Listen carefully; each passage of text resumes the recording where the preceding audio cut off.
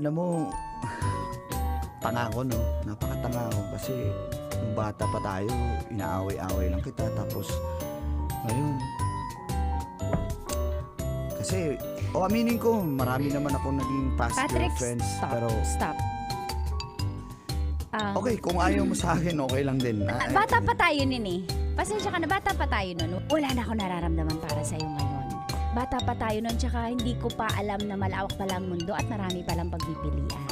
Ngayon, ang dami ng options eh, kaya sorry Patrick ha. Huwag mo na ituloy yung mga sasabihin mo. Okay. Pasensya ka na. Medyo wrong timing yata ako. Anyway, good luck na lang din sa'yo. Kung ganun man. I'm happy for you at happy ako na...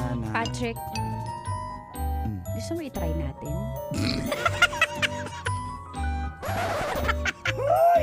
Kunyari pa. Talaga? Sige. Oo nga! Sige, ligawan kita. Ligawan kita ng gusto ko dumaan sa proseso. Ano gagawin mo ngayon? Pick up line nga dyan? Wala akong ibang maisip Tanong kasi mo kung ikaw lang nasa isip ko eh. Hoy!